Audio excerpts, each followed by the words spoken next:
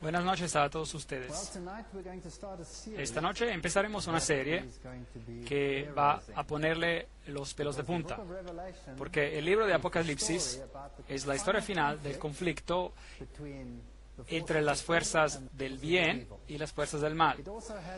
También contiene la historia del conflicto de la iglesia cristiana desde que nació hasta los últimos tiempos.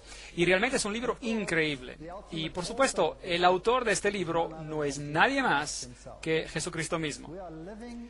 Estamos viviendo en tiempos increíbles. Estamos viviendo en un tiempo cuando a Jesús se lo va a hacer cada vez menos y menos. Y creo que estamos viviendo en los tiempos más críticos de la historia de este mundo.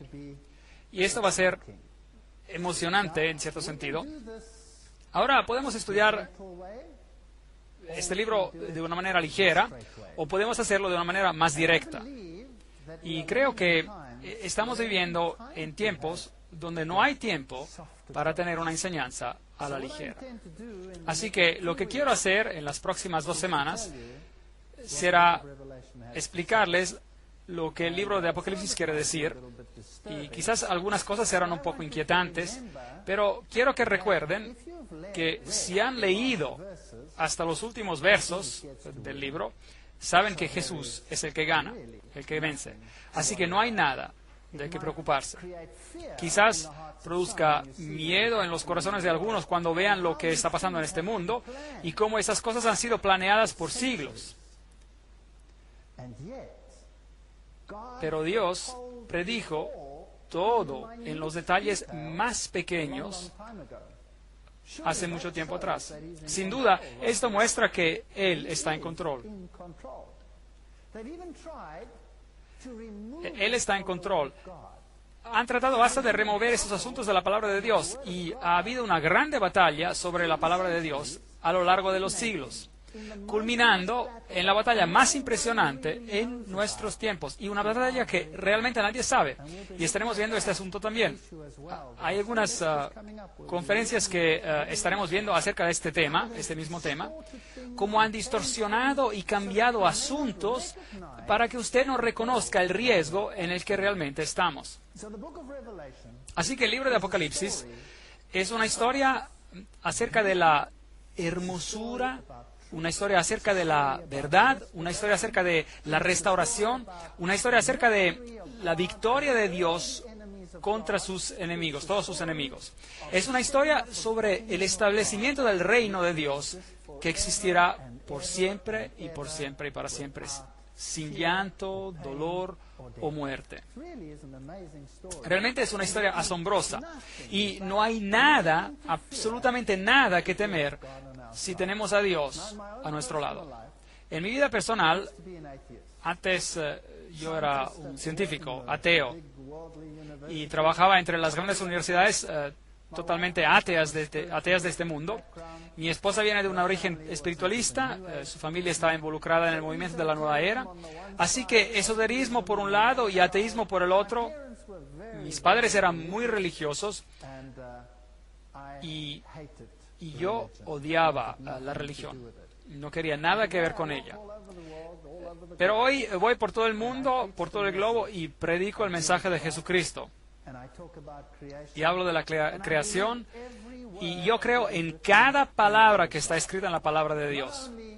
No solamente creo en ella porque es lógica y está escrita para que se entienda, pero puedo asegurarles que a lo largo de los años la he experimentado en mi vida, y yo sé que mi Dios vive, y yo sé que Él se cuida de cada uno de nosotros, y no quiere que estemos en la oscuridad. Él quiere que sepamos. Es por eso que el libro se llama el Apocalipsis. Es decir, en griego el Apocalipsis es la revelación de Jesucristo. Algunas personas dicen que es una revelación oculta, pero no existe una revelación oculta. O es algo, es revelado, o es oculto. Pero no puede ser ambos. Y esta es una revelación. Y el Apocalipsis o revelación de Jesucristo es el libro más increíble de la Biblia. Termina la historia bíblica. En el principio tenemos el libro de Génesis. En Génesis tenemos el árbol de la vida. La humanidad perdió acceso a este árbol. La humanidad cayó en pecado y perdió el acceso del árbol de la vida. Y la consecuencia es la muerte. Génesis capítulo 2, versículo 17. Y desde ese momento el hombre tuvo que ganarse el pan con el sudor de su frente. Génesis capítulo 3, versículo 19. El hombre perdió su dominio porque fue creado para tener dominio.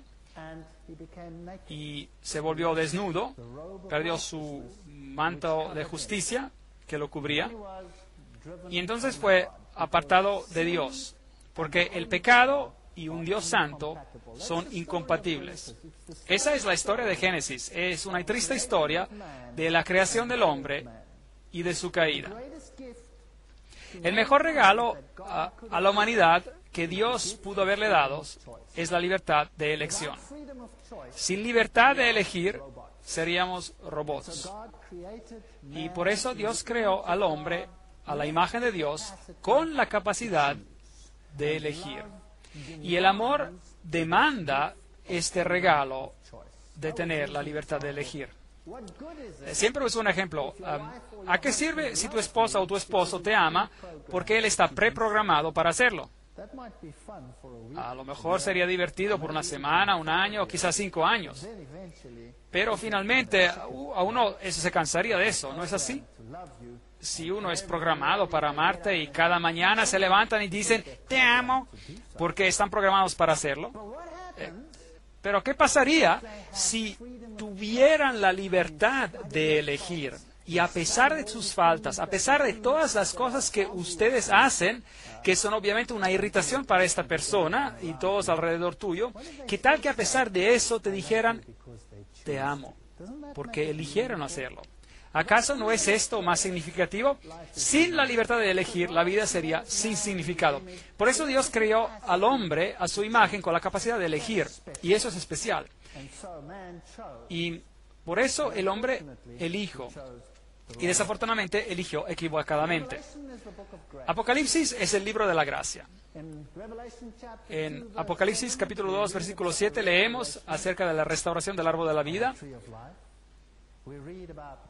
Leemos acerca de la victoria sobre la muerte en Apocalipsis capítulo 2, versículo 11. Leemos acerca del maná escondido. Ese es el pan que venía del cielo y una muestra estaba en el arca del pacto y representaba el pan celestial que quitaría tu hambre para siempre. Y ese pan fue reemplazado. Y leemos acerca de esto en Apocalipsis capítulo 2, versículo 17. El dominio será restaurado, Apocalipsis 2, versículo 26. Los que aceptan el regalo maravilloso de Dios serán vestidos de blanco, así que la perdida vestimenta de justicia será restaurada. Apocalipsis 3, versículo 5. Y ya no habrá más separación con Dios, Apocalipsis 3, versículo 12.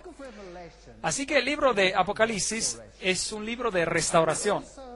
pero también tiene información que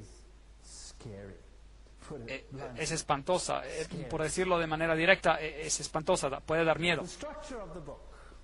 La estructura del libro. Hay 7 iglesias, 7 cartas, 7 estrellas, 7 candelabros, 7 espíritus, 7 lámparas, 7 sellos, 7 trompetas, 7 cuernos, 7 ojos, 7 truenos, 7 cabezas, 7 coronas, 7 ángeles, 7 copas y 7 montañas. Así que el número 7 es obviamente importante. El número 7 es el número divino, es el número de la perfección. Representa el mensaje en su totalidad.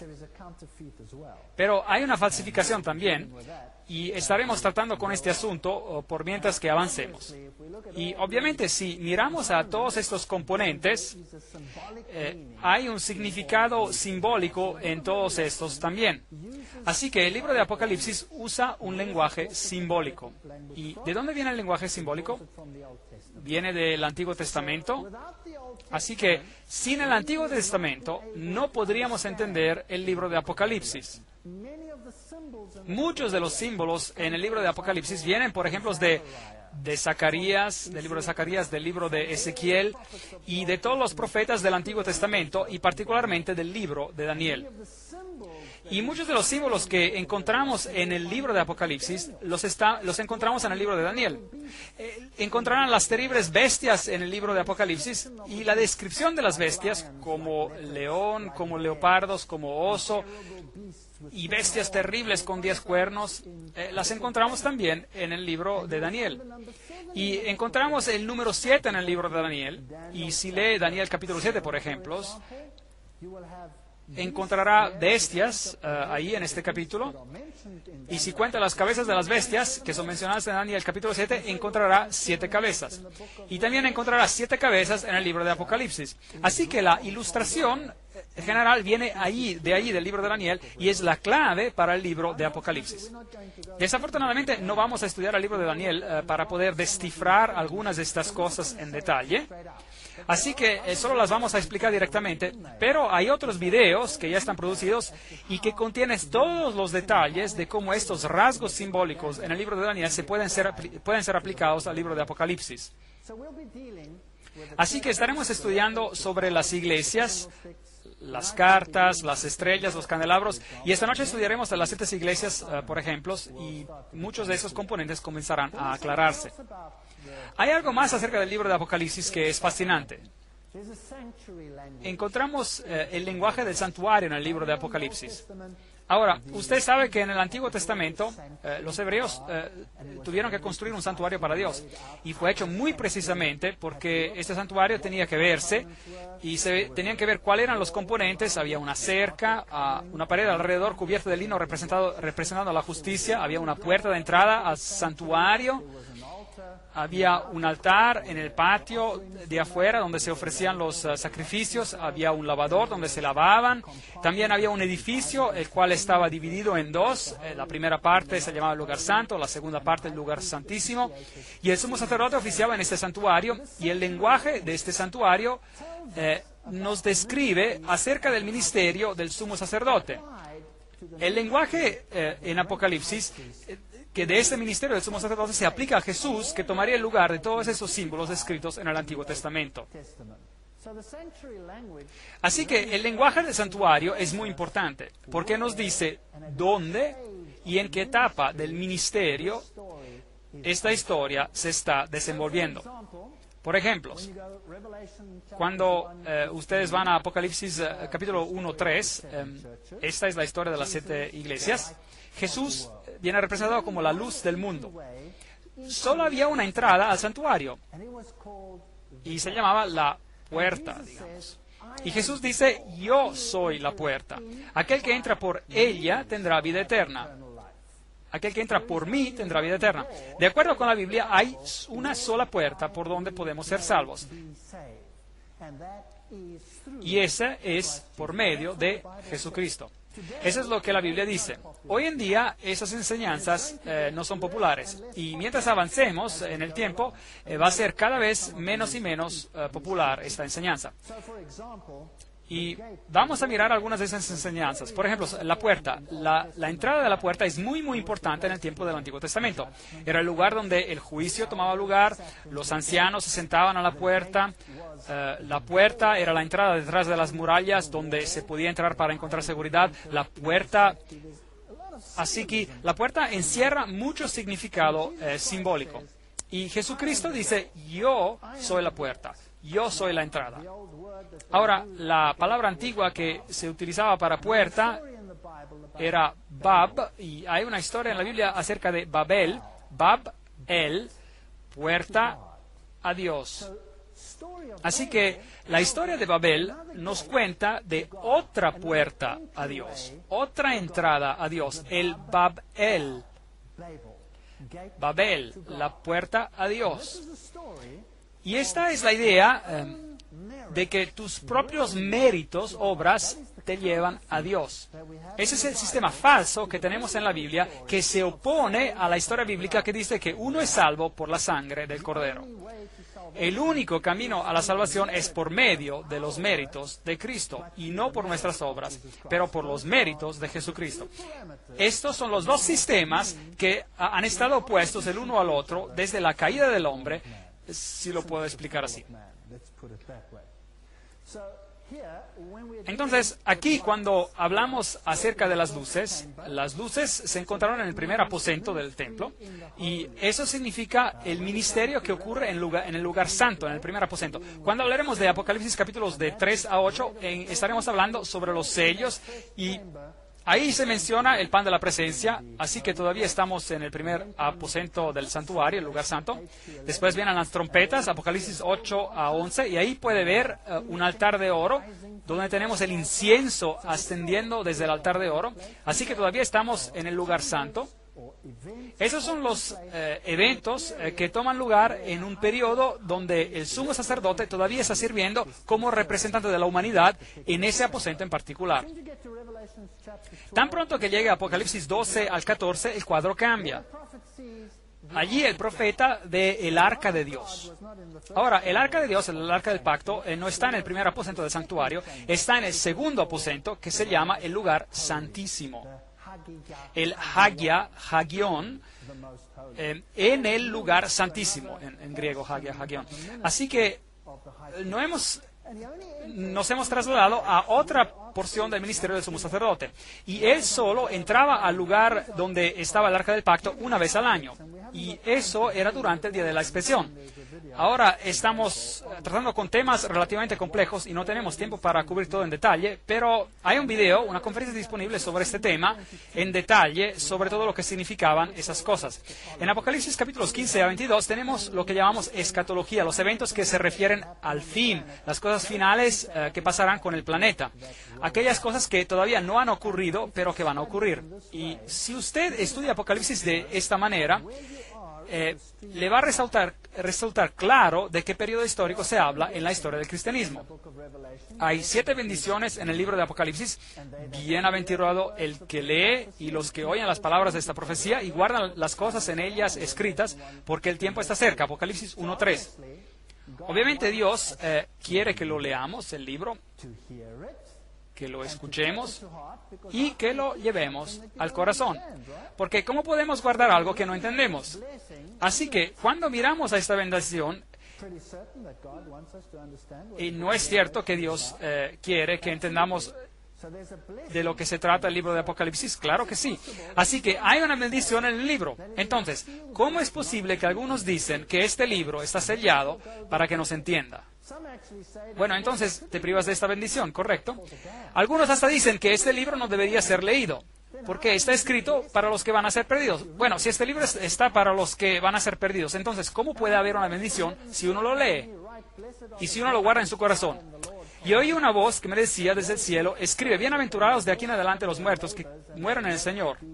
Sí, dice el Espíritu, descansarán de sus trabajos porque sus obras con ellos siguen. Apocalipsis 14:13. Aquí también hay una alusión acerca de las obras. Las obras no son un medio para alcanzar la salvación, son una consecuencia de la salvación.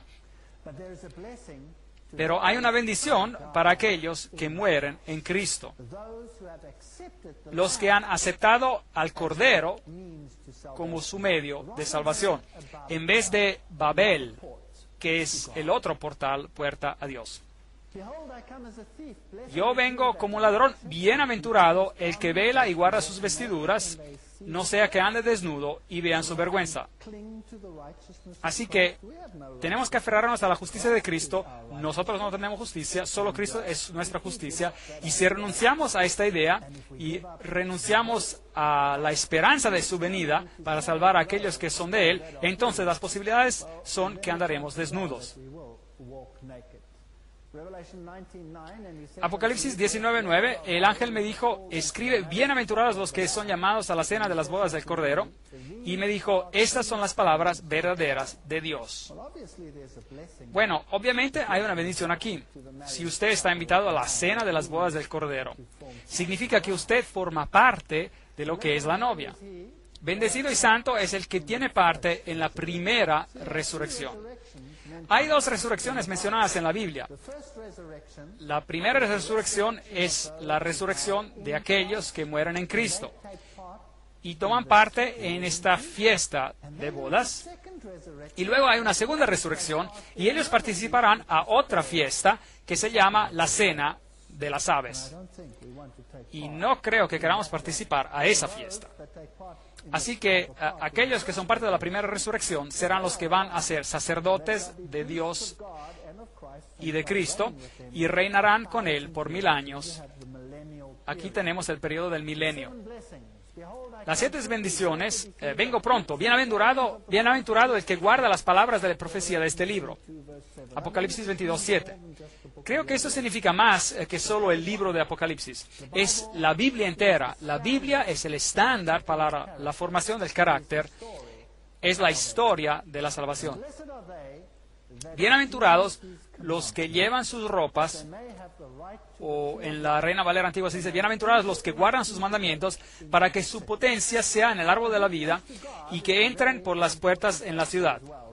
Así que la obediencia a Dios es un factor muy importante también, Apocalipsis 22:14. Ahora, obviamente habrá una posición que está en contra de todos esos factores.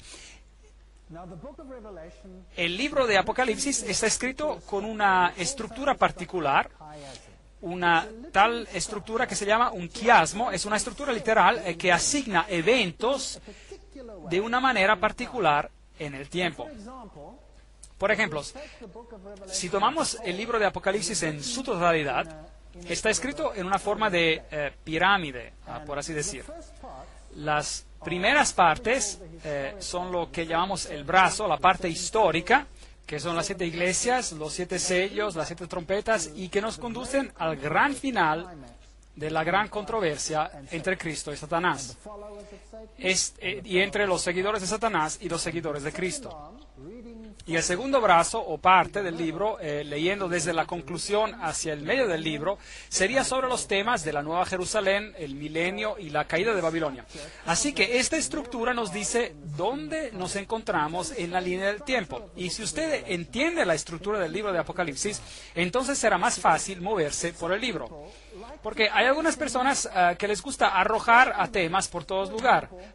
Por ejemplo, hay muchos que toman las trompetas y las arrojan al futuro, en otras partes, en la parte escatológica, y así que toman las trompetas y las aplican a los eventos que todavía tienen que pasar en el futuro, cuando Dios restaure todas las cosas. Pero, por supuesto, se destruye la estructura del libro, el quiasmo, y también pueden ver donde cada uno de esos temas encajan mirando al lenguaje del santuario utilizado en el texto. Por ejemplo, cuando está mirando a las iglesias, a los sellos, a las trompetas, el lenguaje que se utiliza todavía habla de lo que hay en el primer aposento del templo. Ahora, trataremos con este asunto mientras avancemos, así que no importa si no entienden todo por ahora. Así que la estructura del libro nos indica en dónde nos encontramos en la línea del tiempo, para que no nos adelantemos, digamos. Tenemos que seguir las las reglas, y esta es una manera maravillosa de descubrir el libro de Apocalipsis. Pero hay un problema, porque una vez que ha leído la primera mitad del libro y haya llegado al medio del libro, que es básicamente Apocalipsis capítulos 10, 11, 12, 13 y 14 hasta el 17, estos son prácticamente la parte final de los eventos de la batalla entre el bien y el mal. Y una vez que empieza a leer después de estos capítulos, estará leyendo los eventos en reverso, porque el quiasmo, la estructura de quiasmo está estructurada así, y se vuelve el libro muy confuso. Es que uno tiene la secuencia equivocada y ya no tiene sentido, y el libro de Apocalipsis se vuelve tan complejo que uno no logra poner los acontecimientos en una orden particular. Mientras que si usted sabe que la estructura es un quiasmo, entonces podrá leer las palabras así como sigue. Pero los eventos los pone en reverso, y entonces todas las cosas encajarán en su lugar y tendrán un sentido maravilloso. Y el estilo literario tiene una razón: evita que disloquemos, por así decir, el texto y saltemos a todo lugar. Ahora, veamos algunos cómo lo interpretan, para que vea que no es solo una conjetura que alguien está haciendo. Por ejemplo, si toma las 7 iglesias, verá en el capítulo 2, versículo 1, que dice: el que tiene las 7 estrellas en su diestra, el que camina en medio de los 7 candelabros de oro. El candelabro de oro, y cuando lea al final del libro de Apocalipsis, él encontrará en la Nueva Jerusalén, en el capítulo 21, versículo 23, el Cordero es su lumbrera. Así que tenemos una luz y tenemos al Cordero siendo una lumbrera. Capítulo 2, versículo 7, al vencedor daré de comer del árbol de la vida. Capítulo 22, versículo 2, aquí se menciona el árbol de la vida. Así que ahí tenemos un enlace de la estructura del quiasmo. Hay una puerta abierta en Apocalipsis 3, versículo 8, y en Apocalipsis 21, versículo 25, hacia el final tenemos puertas que nunca se cierran. Cristo en el trono con su Padre, Apocalipsis 3, 21, y también en 21, 1 y 3, el trono de Dios y del Cordero. La Nueva Jerusalén es mencionada en el capítulo 3, versículo 12, y la Nueva Jerusalén, la cual desciende del cielo, se menciona en el capítulo 21, versículo 10. En el capítulo 3, 11, yo vengo pronto, dice Jesús. Y en el capítulo 22, versículo 7, vengo pronto, dice. ¿Ve cómo podemos identificar el quiasmo, como la estructura mantiene el texto unido? Ahora, así que ya sabe, es así como trabajamos y es así como vamos a ir avanzando.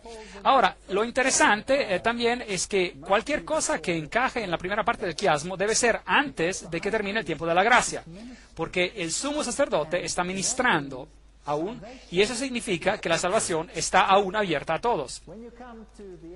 Cuando venga a la escatología, el tiempo de la gracia se habrá acabado, porque las puertas nunca se cerrarán, sino que estarán constantemente abiertas. El trono de Dios se ha convertido en el trono de Dios y del Cordero, y eso significa que Cristo reina en su reino. Así se va a poder dar cuenta de dónde estará en la línea del tiempo, mirando este lenguaje. Así que no puede cometer errores por poner temas en el lugar equivocado, y así es como se nos ayuda a quedarnos dentro de la estructura. Cuando llega a los 7 sellos y comienza la historia ahí, nuevamente los 7 sellos son acerca de Cristo y su pueblo afligido. Y tenemos las personas que resucitaron y se sientan en el trono. Aquí están afligidas en esta parte del libro, y aquí en la segunda parte del libro están sentadas en el trono. Así que obviamente los 7 sellos encajan en qué porción de la historia. El tiempo de gracias tiene que estar abierto. No puede ser cerrado porque todavía están siendo afligidos. Ellos están aquí en la tierra, mientras que en la segunda parte están ya en el trono. Su sufrimiento ha terminado y están siendo restaurados. Así tenemos el cielo abierto y en el capítulo 19, 11, el cielo abierto. Capítulo 6, el que cabalga en un caballo blanco. Capítulo 19, el que cabalga en un caballo blanco. Capítulo 6, versículo 9, las almas de los que murieron por causa de Dios piden justicia. Y en el capítulo 20, las almas de los mártires son resucitados y entronados como jueces. En el capítulo 6 y 7 se habla de las vestiduras blancas, y en el capítulo 19 se les da las vestiduras blancas.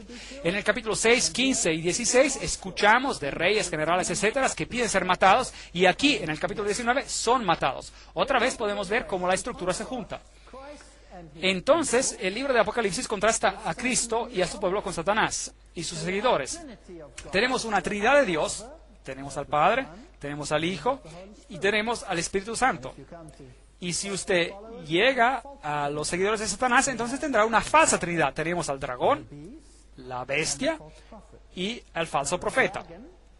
Ahora, el dragón representa a Dios el Padre.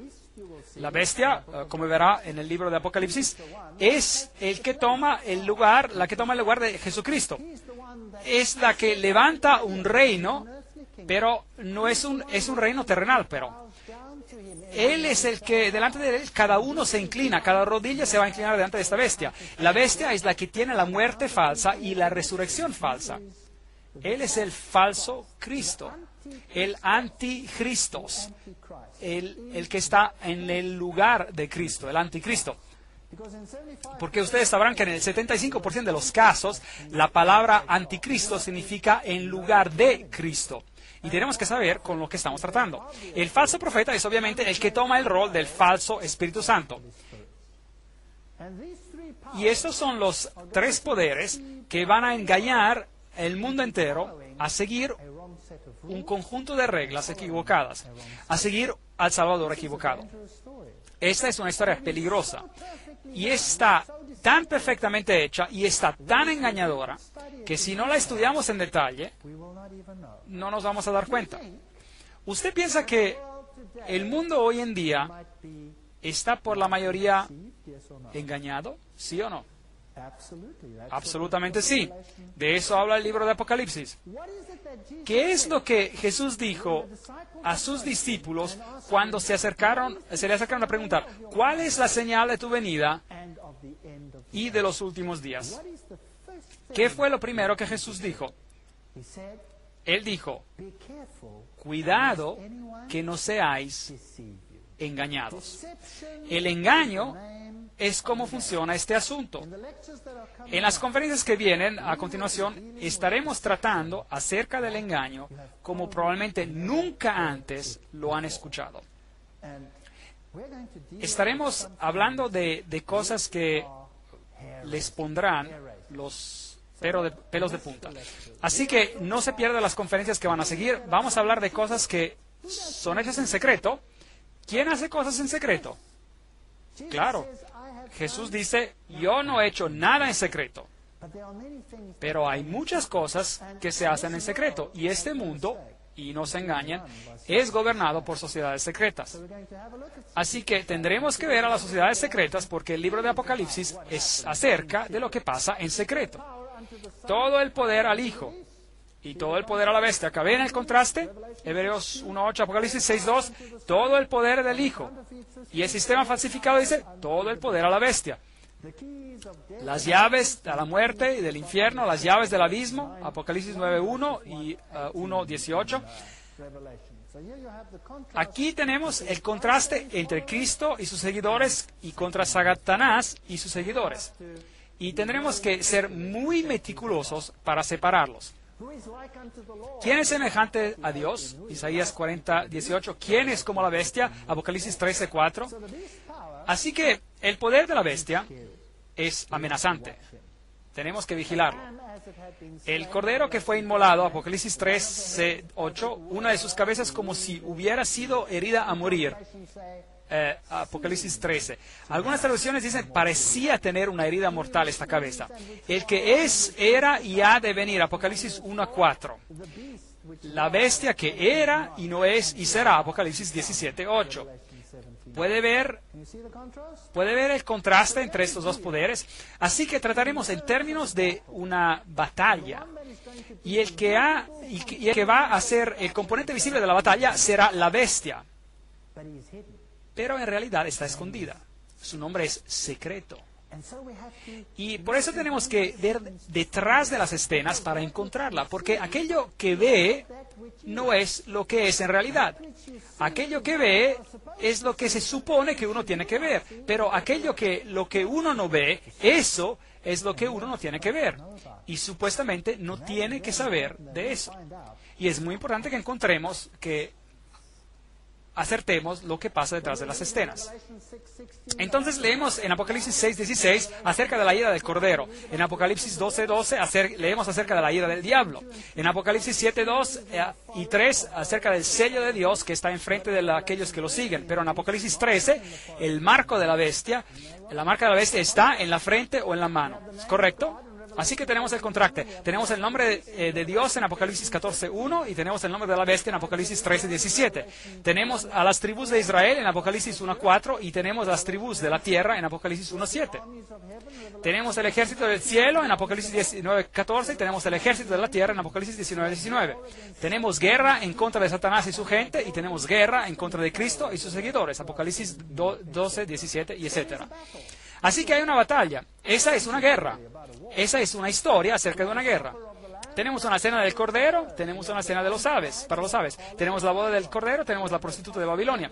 Tenemos a los apóstoles del Cordero, tenemos a los falsos apóstoles. Tenemos la Jerusalén de Dios y tenemos a Babilonia, la iglesia de Satanás. Y tenemos el soberano del cielo, tierra y mar, y tenemos a la bestia que sale del mar, a la bestia que sale de la tierra y al dragón. Así que tenemos todos esos contrastes en el libro de Apocalipsis. Si leemos el libro de Jeremías, entonces tenemos una historia como símbolo, como tipo, acerca de lo que es esta gran batalla. Había una historia donde había una guerra real entre Babilonia y el pueblo de Dios. Y el profeta Jeremías les advirtió al pueblo de Israel contra la venida de Babilonia, la venida de Babilonia. ¿Y le gustó al pueblo el mensaje de Jeremías? No les gustó ni un poquito. Lo bajaron a una cisterna al profeta, lo golpearon y lo pusieron en cepo. Hicieron toda clase de cosas terribles al pobre profeta Jeremías. No les gustaba el mensaje y de hecho nada ha cambiado en hoy día. Jeremías 2:11. ¿Acaso alguna nación ha cambiado sus dioses, aunque estos no son dioses? Y sin embargo, mi pueblo ha cambiado su gloria por lo que no aprovecha. Esta batalla es acerca del pueblo de Dios.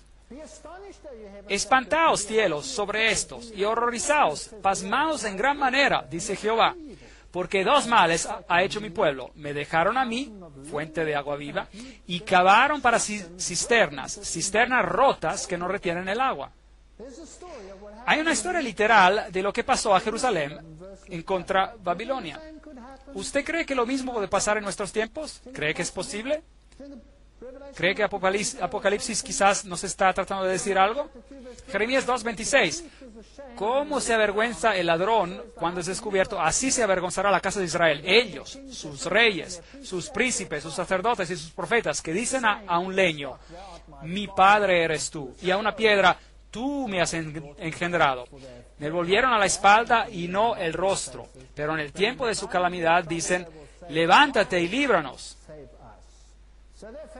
Así que están mirando hacia el este, están adorando a una deidad diferente. ¿Y dónde están tus dioses que hiciste para ti? Levántense ellos a ver si pueden librarte en el tiempo de tu aflicción, porque según el número de tus ciudades, Judá, han sido tus dioses. Ellos tienen muchos ídolos, ¿sí o no? Sí, claro que sí. ¿Y usted cree que habrá muchos ídolos también en los últimos días? Yo creo que sí. Deuteronomio 4:28. Allí, en la cautividad, serviréis a dioses hechos por manos de hombre y de madera y de piedra, que no ven, no oyen, ni comen, ni huelen. Daniel 5:23. Sino que contra el Señor del cielo te has ensoberbecido, hiciste traer ante ti los vasos de su casa, y tú y tus grandes, tus mujeres y tus concubinas bebisteis vino de ellos. Además dices alabanza a dioses de plata y oro y de bronce, de hierro, de madera y de piedra, que ni ven, ni oyen, ni saben, pero nunca honraste a tu Dios, en cuya mano está tu vida y de quien son todos tus caminos. Lo mismo va a pasar en nuestros tiempos. Antes adoraban a ídolos y hoy también tenemos ídolos. No hay diferencia. Vayamos a los tiempos antiguos y les daré un bosquejo de cómo se veían las estructuras antiguas. Este es un lugar antiguo que se llama Euripa y está en Siria. Aquí se encuentran ruinas de la ciudad antigua. Ahora podríamos ir allí con esta forma de transporte, pero parecía un poco frágil. Así que optamos por este vehículo lujoso aquí. Y de hecho manejamos centenares y centenares de kilómetros con este viejo Mercedes a este lugar en particular. Y así es como se ve. Y parece que está totalmente destrozado. No podía creer que un coche como este aún funciona. Y tiene ahí una etiqueta interesante que dice coche fuerte, más rápido. Bueno, este hombre árabe nos llevó a esta ciudad antigua y aquí podemos encontrar la puerta principal, las torres y las casas y los templos de Adonis y el templo de Zeus, de Júpiter y toda la ciudadela antigua. Esta era una ciudad construida después de la formación del cristianismo y en esa ciudad tenían una iglesia cristiana. Es muy interesante. Y si mira las fundaciones, eso es lo que era, solo un cuarto pequeño, y es obviamente en este lugar donde los cristianos se reunían. Y en el mismo pueblo había otros templos. Así que la gente visitaba el templo de Adonis, por ejemplo. Él era el hijo de Dios, por así decir. Aquí había una falsificación del hijo de Dios. ¿Y cómo se veía? Bueno, ¿y cómo se veía este templo? Bueno, solo tiene que ver las fundaciones. Obviamente aquí estaba el edificio, se entraba por aquí, había una pared central con pasillos, 2 pasillos al lado, y aquí había 2 pilares separando este pasillo de los pasillos del lado, y habían altares en los pasillos, y había un altar principal en el medio. Ahora, ¿quién construye así hoy? Cada catedral en la faz de la tierra tiene esta estructura. Cada catedral. ¿No es interesante? Ahora, podríamos ir en gran detalle, pero no lo haremos.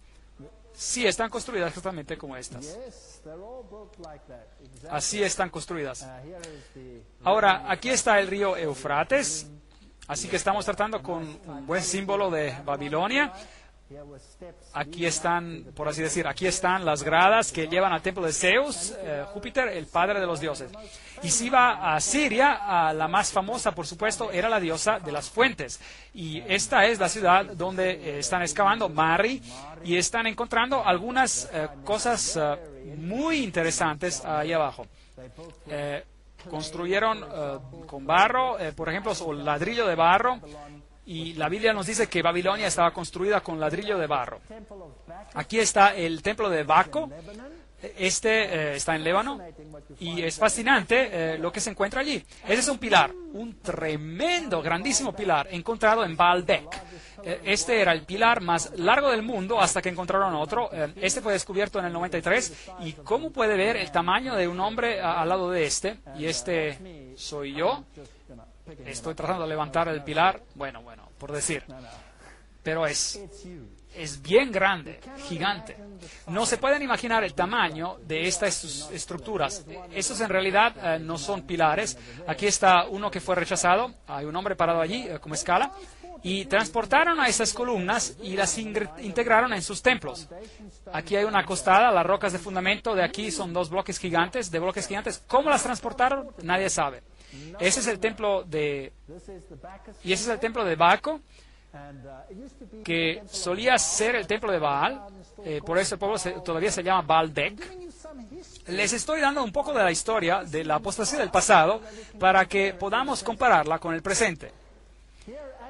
Aquí en Baalbek tenemos el templo de Baco, aquí está el templo de Júpiter con sus 6 pilares todavía en pie, muy, muy hermoso.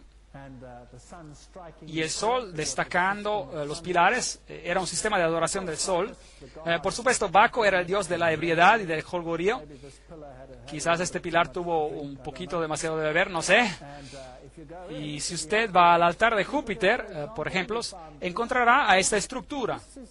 Esto es exactamente como el dios Quetzalcóatl que se ve en Sudamérica es. Así que ya saben de dónde vino la religión de Sudamérica. Luego tenemos a Venus con leones con alas a los lados. La Biblia habla del león con alas de águila como el símbolo de Babilonia. Y tenemos esta estructura por aquí, el círculo con una cruz Este era un símbolo de Baal. Se encuentra en muchas iglesias hoy en día. Y si usted va al templo de Júpiter, más allá encontrará algunas estructuras interesantes. Leones nuevamente, ciertos relieves en los pilares.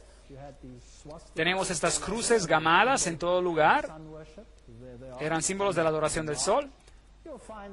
Allí están un poco agrandadas, ahí las ven. Encontrará esta misma cruz gamada bajo el pie de Buda. El budismo usa exactamente el mismo símbolo que era usado en el templo de Baal. Lo encontrará en relieves romanos en los tiempos antiguos. Allí lo encontrará hasta en los tiempos de los hititas. La cruz gamada. Encontrará el símbolo del círculo con un punto en él, usado también en la antigüedad. Encontrará altares y pilares de sacrificio. 3 arcos con 3 deidades en él. Normalmente estos dioses eran el Padre, la Madre y el Hijo en él. Aquí tenemos otro símbolo interesante que es usado hoy en día. Búhos y halcones son muy populares. Y estructuras interesantes como esta, por ejemplo. Bueno, ¿qué me dirían? ¿Qué es esa estructura? Parece a la estrella de David, ¿no es así? Ahora, la estrella de David no tiene nada que ver con David. Ni tú ni yo la encontraremos a la estrella de David en la Biblia. Esta era una estrella usada durante los tiempos de los hititas. Este era un símbolo de Baal. Encontrará que Islam la utiliza. Ahí está el nombre de Alá en el hexagrama. Y aquí la encontrará en el hinduismo. Lo utiliza. Y era utilizada en la adoración de Baal. La media luna con la estrella, o la luna Oz, como es usada en el Islam, ahí la encontrará como se usaba entre los hititas. Este símbolo por aquí, bueno, este lo encontrará usado en la NATO hoy en día. Ángeles, cerdos, una mujer con una minifalda y con una copa de oro en su mano. Estos símbolos nos dicen que los símbolos en el templo de Baal eran idénticos al simbolismo mencionado en el Apocalipsis y en el mundo hoy en día, de hecho. Y vamos a comparar en el tiempo que compartamos juntos lo que pasó entonces y lo que está pasando hoy. Una gran apostasía existía hacia Dios en el pasado y una gran apostasía existe hoy en día. Se está destronando a Cristo hoy, así como Él ha sido destronado en el pasado. Es tiempo de ponerlo a Jesús otra vez en el centro y de darle el lugar correcto.